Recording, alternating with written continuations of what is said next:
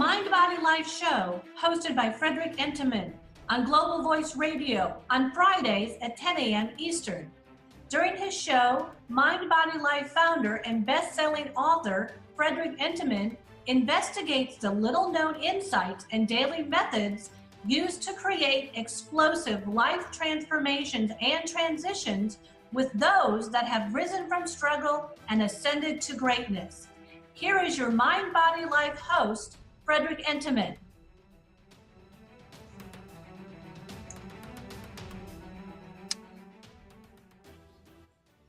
I'm glad to be here, and thank you for this opportunity.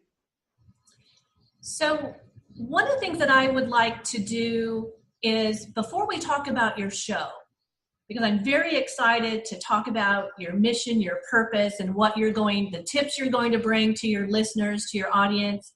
But one of the things I want to do is to make sure that the audience and the listeners know about you, know about what you are able to bring to your show. So tell me a little bit about you, some of your background, some of the highlights, even some of the things that you did in high school and early on in your college career. So let's talk about that a little bit. And then I know that there's a few other things that people would never imagine that you have studied at and what you've learned. So tell me a little bit about early on in your life, some of the experiences that have led you to choose the career that you have today. Sure. And as you know, we already discussed my background is enough to last 3 lifetimes. So I'm going to try to be as efficient as possible here. But my story actually starts at birth. I got into Mind, Body, Life because I actually was born with an afterlife experience right off the bat. A neighbor had found my mother in a pool of blood. And it's actually, she was bleeding to death. Her placenta was detaching and I was drowning. But I still to this day have a vivid memory of me being looking down. So to come back from that, I started off 2 months premature. Doctors told me I wasn't going to make it. They didn't know if my mom was going to make it because she was bleeding out. So I have a background of growing up as a preemie and back in the 70s where they don't have the knowledge that they have today. And I still remember this creaky, cold incubator. Honestly, I have these memories of they'd push me around and the wheels would, oh my gosh, preemies are very sensitive and it would hurt my ears. Right. So automatically, I think the modern medical world had been traumatic for me. But then I grew up in doctors' offices because of checkups with preemies to check on my development throughout the years. And I had doctors tell me, as my mom would leave these offices sobbing, that I never would properly develop, and I'd have probably, IQ deficiencies, and I would never be an athlete. I'd never be able to socially develop properly, and they wanted to put me on a plethora of drugs and big pharmaceutical attention pills, and it's a lot to the story, but that's, in a nutshell, that's the background. And so I think I was born with this determination and this will to not only achieve, because here I had people of high prominence in our society telling me I wasn't going to be anything. And right. that drove something into my heart to where I just thought, well, that's not true at all. I'm going to prove them wrong. And you have. And, when you shared that part of your story. When you shared the beginning of your life with me, it is amazing. And when you talk about the mind, and the mind is very prominent in your show and in your life today, because you were able to look past, to not listen, to not incorporate what the doctors, like you said, what the experts and the prominent experts told you. And that is so important as we move through our own lives, that we don't buy into limitations and negativity from people who may not truly know, right? It seemed as if with being premature, with having the difficult birth and the difficult early years, it could seem as if you were going to have problems. But on the other hand, now with modern medicine and what we know about the mind and encouragement, it also could have been, let's help this person along as best we can and say positive things and not put limits, but put the outer expectations there. So tell me about becoming an athlete, because you were told that you possibly couldn't even walk without braces and assistance. So tell me about becoming an athlete. That's right. And actually they wanted to break my hips. And from what I understand, I would have been in a body cast for 6 months or something to allow my hips to grow back to whatever normal is. I don't know. This is Toledo, Ohio, so not to poke fun. I'm proud of where I'm from, but come on, man, don't break my hips at a young age. I've never had any problems. I do recall me basically fighting against the negativity of saying, no, you can't be an athlete. And so I took that upon myself to try everything. And I tried baseball and football and soccer and running. And basketball came later once I grew. But I really had a gritty determination that brought a competitive edge. People might look down upon that, but I literally wanted to win at everything I did, to the top, no matter how it made others feel, just to prove that point that, no, actually, I can do this and I am doing it. And it was kind of my own little personal vendetta that brought great fulfillment to my heart at that time. So I was just you can ask anyone. I was a really, really competitive person. A lot of fire. Yeah. Well, I mean, in some ways, though, you had fought for your life and you won. That was, in some ways, and knowing, your birth story, you won the very first competition or fight or event that you had to win. So I could imagine that subconsciously you continued to have that determination. And, and sometimes we can be competitive in a way that's not always nice. But we grow out of that. And knowing you today, I can't imagine that you were, that rude, bully type competitor. I mean, in some ways, it seems as if you might have been continuing to win because you didn't want to give in to what others had told you couldn't do. Yeah, I have to admit, it definitely brought a sense of rebellion in my life as well. And then when we moved from Toledo to a small, tiny town on Lake Erie, to where it was very blue collar and people just didn't know any better. And here you have this overachiever with big dreams. And I just didn't, to this day, I don't feel like I fit in because things just came so natural to me. And I ended up getting a Division I scholarship, and then they were watching me on television. So I was, Um, I just had a huge rebellious streak to where I just didn't settle for whatever, normal is.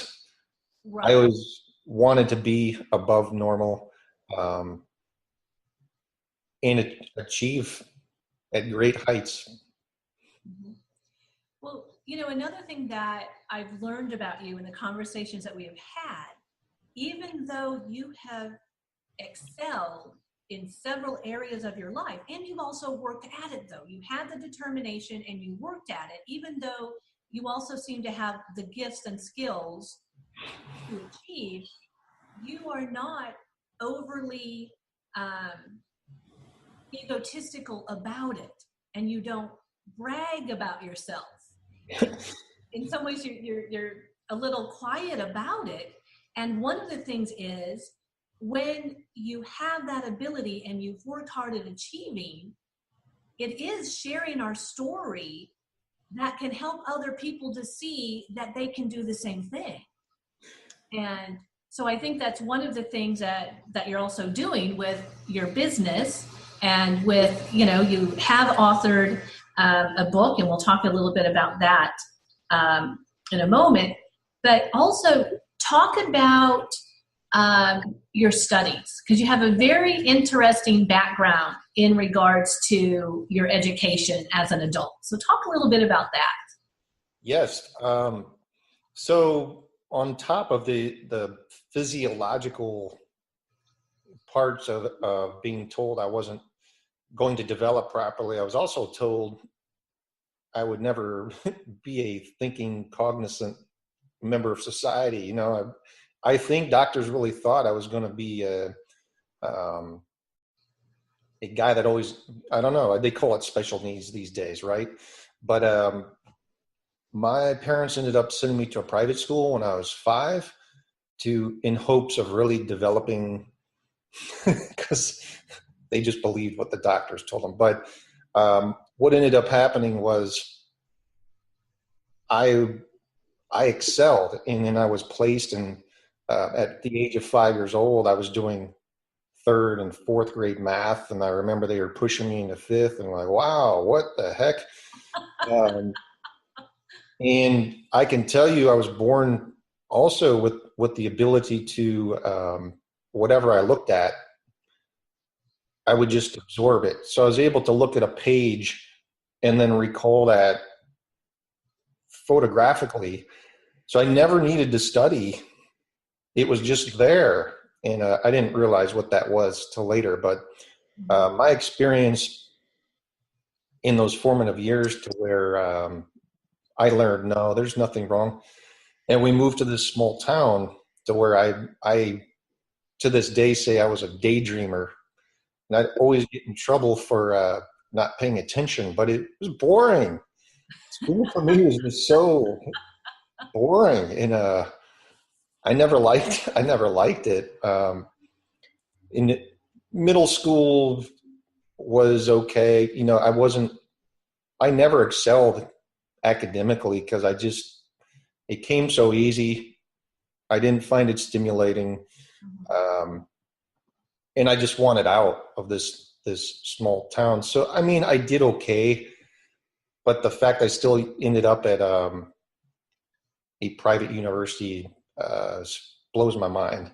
But yeah, once I did decide to apply myself academically, and my um, sports career was coming to an end, I did apply myself. And when I applied myself, I ended up at one of Germany's premier universities, to where some great thinkers went, such as Friedrich Nietzsche, who broke, I'm not crazy about Nietzsche, but he broke thought and ideals, and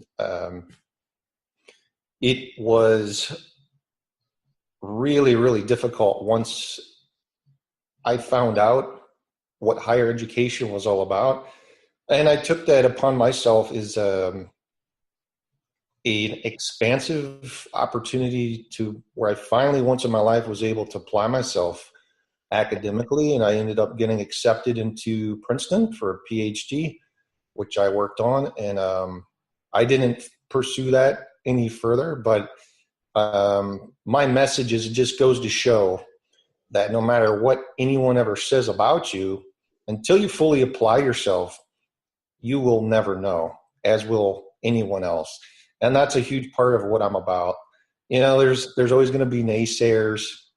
There's always going to be frenemies, and it's just noise. What it comes down to at the end of the day is you. It always does. Right.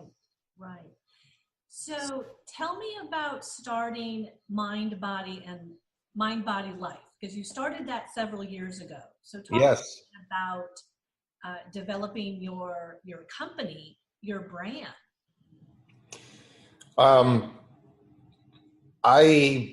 Even though I have degrees, I was never one to imagine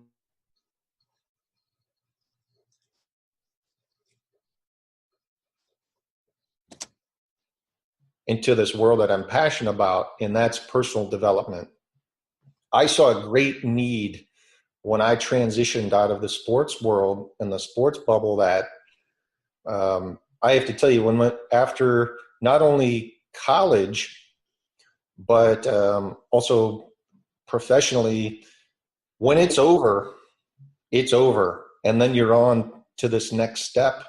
And I was for 2 years massively depressed. I didn't know where to go or what to do. And I just thought, wow, this explains why you hear of these athletes that sign for millions and millions of dollars, just the bottom drops out. They really lack the mind, body, and life skills to cope. And if you're not ready for whatever level or whatever transition, 9 out of 10 times, it's not going to turn in your favor. So the more I thought about this, the more I started working on personal development. And I just thought, wow, you need mind, body, and life skills. It's not just one area, it's all of them to succeed at life, to have the type of life that's going to bring you purpose and clarity and focus and fulfillment that everyone wants, because money can't buy those things. Well, and I think that one of the key concepts in regards to an individual having a healthy, productive, fulfilling life, business, career is looking at it from that holistic perspective, right? In some ways, you talked about your early life and building into the career you have today, building into the business that you share with others, is you worked on those parts of yourself and not necessarily knowing that what you were doing was holistic, right? You were physically active, you were mentally active, and as you got older, realizing the importance of emotionally active, right? As children and adolescents, young adults, we don't have that concept yet. We're still all over the place. But you realized, and a lot of your experiences and the difficulties that you faced, even in your transition, right? After you being an athlete and having that success, and we see this oftentimes with people who lose jobs and people who are transitioning after retirement, they haven't thought about preparing for what's next. And so then there's this letdown, there's this loss of identity. And I think what you bring to Mind, Body, Life and to your show is really helping people to see it from that holistic perspective. And so what are some of the things that helped you to, once you knew that you were depressed and that you knew you need to have, figure out something, what are some of the things that helped you? Yeah. So when you're down in the dumps, you can either continue that through addictions, which are very popular. They're vast and many, but at that time, I'm very open about it. I had formed a pretty good relationship with alcohol just to numb my senses. And after a while, I just thought, I really don't have aspirations of becoming a full-blown alcoholic. So I better come up with a good plan here. And this is back in 2009, which I call my full midlife. I guess I hit my midlife crisis early is what it came to. But I ended up going back and asking myself questions of what do I want out of my life? What do I see myself as? And how am I going to get out of this downward spiral? So something I never done before was yoga. I started doing that. I started removing myself from my immediate environment. I started practicing that because the energy of my past in my habits was there. And I thought, well, I'm going to start putting myself in different environments and see how I feel. It was all experimental. I didn't read anything about it. I started going on walks to parks and brought me into nature. The more I went into nature, the more clear and healing I felt it was. And I just thought, I'm onto something. It's working for me. It's going to work for other people. And the yoga brought a great deal of wellness to my body because of my background. I just felt so much lighter. I thought it reduced inflammation and just made me feel great. And I started eating a lot cleaner. I always knew about the association between clean eating and vibrancy, so that wasn't a problem. But I really just started experimenting more holistically. And the more I did that, the more I healed. Mm-hmm. I'm a big believer in journaling as well, so you can process your emotions, and gratitude being one of those, as you know. So I just started, it was really all experimental, not a lot. I guess I didn't fail at anything. I just tried so many things, and through the trials in my own experiments, I learned so much. And to this day, I still take 2 hours out of my day to work on myself. I mean, it's ongoing. Right. And I think that is key. Is once we're on the road to healthiness, it's not like we come to a certain point and say, hey, I'm healthy and I don't have to work on it anymore. I don't have to live this lifestyle. It really becomes a lifestyle choice. And it's continuous. It's ongoing. Everyone I've worked with, to where I'll give them homework and they'll do it, and I'll see them the next week. They look like a different person. And it may not sound like, when I say homework, I give people things to do based on where they want to go. And they hire me because they're not doing it, right? So that stinks, and they never will. Right. Unless they have a sense, I'm the accountability with this background and expertise, and I give them homework. And it's like college. If you don't keep up with the syllabus, you're going to fall behind. And from what I've seen, the people that actually do the work move forward towards where they want to go. And it's amazing when we just put more of our focus into ourselves rather than these things that tend to take our energy. I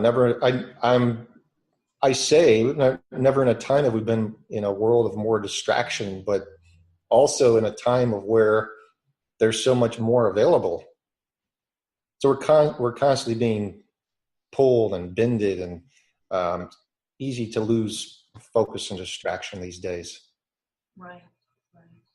So another achievement, which I think adds to your expertise, adds to what you have taken from your experiences and your journey, is that in 2016, you became a best-selling author. So tell us about your book. It's obviously my first book, and I really didn't know how it was going to go, but I went with my background and where I wanted my Mind Body Life brand to kind of go. It's called Surviving Sports in the Game of Life. It also goes into a little bit of depth of my experience in college was with one of the worst environments one can possibly imagine. And it created a toxic environment where psychologically it wasn't good at all. And so that's where I came up with Mind Body Life as well, because during that time of great stress and negativity, I didn't have the tools to cope.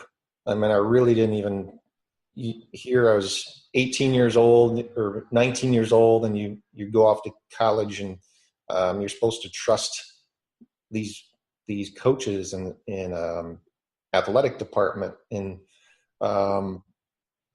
really was a very, very challenging time in my life, to where I simply, I just would leave today, but I was so proud of what I had accomplished. I was hanging on to it, and I thought, well, things are going to get better, but no, they became drastically worse. So my book is a holistic means of developing skills and gives insights on how to deal with adversity, and also how to bring other holistic means into your life as well.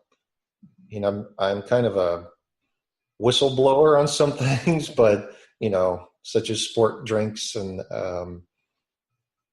other highly marketed things out there, but that's for another conversation. Well, and I can imagine that will come up during one of your shows, because you're going to be sharing tips with people. You're going to be letting people know, how do they have a healthy life? And we know that there's things that are marketed and are out there that are not healthy at all. And so I would imagine that your shows are going to talk about that. Of course. Which is good. We need to be educated. And there's a lot of education going on right now that people are learning, like you said, to have clean eating, to know what should we be putting in our bodies today because of what is being created as food or as drinks and things like that. So let's talk a little bit about your show, Mind Body Life with Frederick Entenmann. Yeah. On Fridays at 10 Eastern. And so let's talk about your show. What do you see yourself talking about? What kind of tips will you be sharing with your audience? My hopes of people that I'll be having on the show, the thing that's going to make it very unique is anybody from any realm or any field can feed into my Mind Body Life brand, such as corporate executives, obviously professional athletes, but musicians, artists, people that are living a harmonized lifestyle, but probably have a backstory similar to mine, that they came to a realization. These are my hopes, to get these type of people on my show and to tell their stories, things that worked for them, things that didn't work for them, and also talking about probably things in our society that are false truths, such as, I already, just one example, such as sports drinks. The sports world is probably $1 trillion business.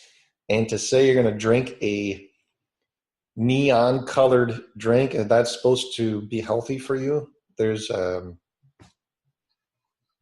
way. It's part of the big marketing scheme where you are used as a piece of marketing material. Bottom line is sports world's all about the almighty dollar. Mm-hmm. It's not about you as a human being. So at this point in my life, I am a truth seeker. And for some people, that's hard to hear. But my truth just isn't, it's not fabricated. It's backed by serious research, mostly coming from Oxford University, Harvard, Stanford, and the likes. So the things that come out of my mouth aren't wishy-washy. They're backed by very, very prominent research. Well, one of the reasons that I've created Global Voice Radio is for people to be able to share their message and their voice. And we want to educate with truth. And once we educate, the ripple effect that we can have is for change to occur. And so if energy drinks, if there needs to be a change in their content or how they're manufactured, then let's talk about that. That doesn't mean that a company has to go under, right? Right. The company needs to respond to the consumers, and let's create something healthy. When we talk about non-GMO, when we talk about gluten-free, when we talk about things that we now need today, because our food is not the same as it was when it was first developed. That was clean and healthy. Right. And then we thought with our technology, we can create better things, not knowing when you created that better thing, it made it unhealthy. So we want your voice, your message. We want you to have an impact. We want there to be truth, so then we can make educated, informed decisions. Exactly. And believe me, I have no fear about talking about those issues. So we can have healthy foods that still taste good.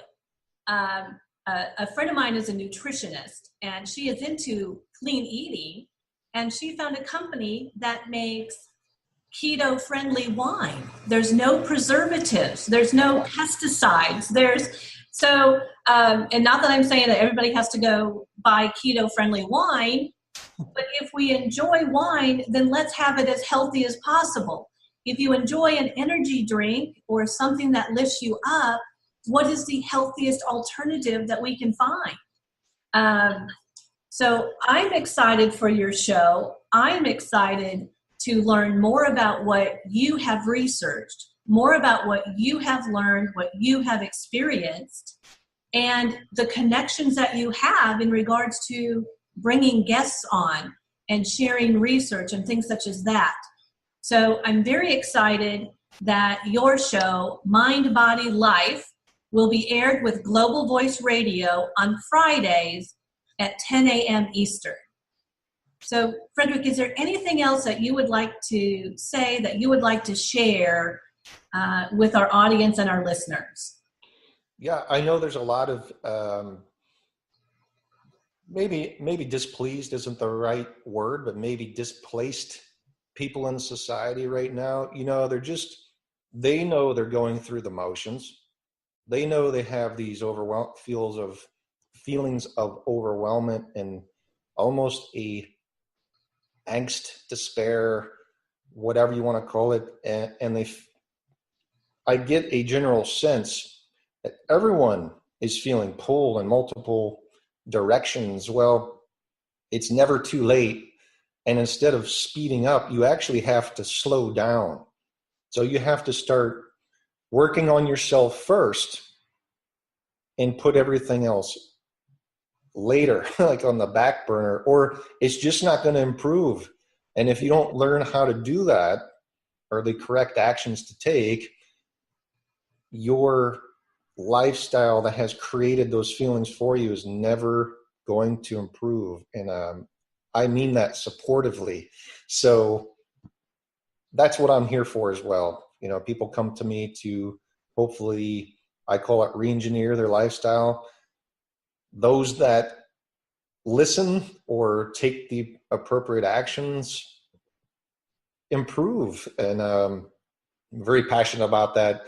And I hope to put a lot of what I do through coaching into this radio program as well, to help others just feel better and get to where they want to go. Well, Frederick, let's leave our audience with how they can connect with you. So share your website so people can look you up, connect with you, and work with you if that's what they choose to do. My current website is frederick-ente.com. Just a fair warning, it will be reconstructed because it's just a rough draft, so to speak. But the information's there. You can look me up on Facebook, Twitter, Instagram. And if you want to join my Team Mind Body Life Facebook group, I'd love to have you. All you have to do is send me a request, I guess, and I'll gladly put you in. So it's easy to find Frederick because you look up his whole name, Frederick Entenmann, and also join us in Global Voice Radio Facebook group. We would love to have you there, and you can have conversations and discussions with Frederick about his show, about the information that he's sharing. So Frederick, thank you again for your time. Thank you for being a host with Global Voice Radio, and I look forward to your shows. Thanks, Denise. General sense that everyone is feeling pulled in multiple directions. Well, it's never too late. And instead of speeding up, you actually have to slow down. So you have to start working on yourself first and put everything else later, like on the back burner, or it's just not going to improve.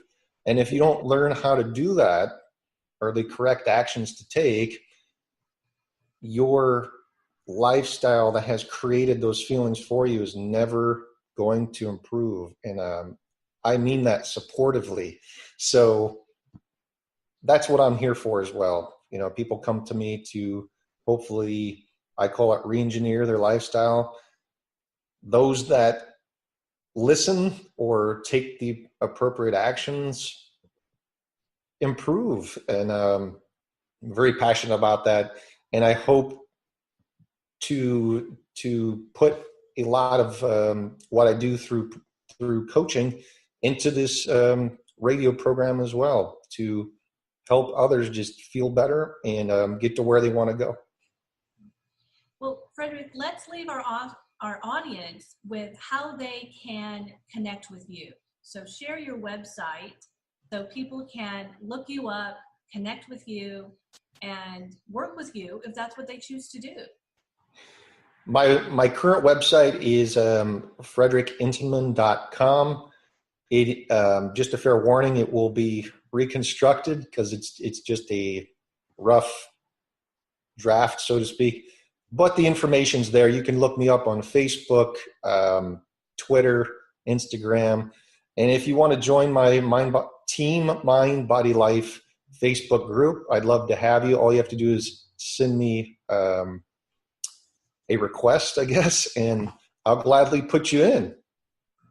So it's easy to find Frederick because you look up his whole name, Frederick Entenmann, and also join us in Global Voice Radio Facebook group. We would love to have you there, and you can have conversations and discussions with Frederick about his show, about the information that he's sharing. So Frederick, thank you again for your time. Thank you for being a host with Global Voice Radio, and I look forward to your shows. Thanks, Denise.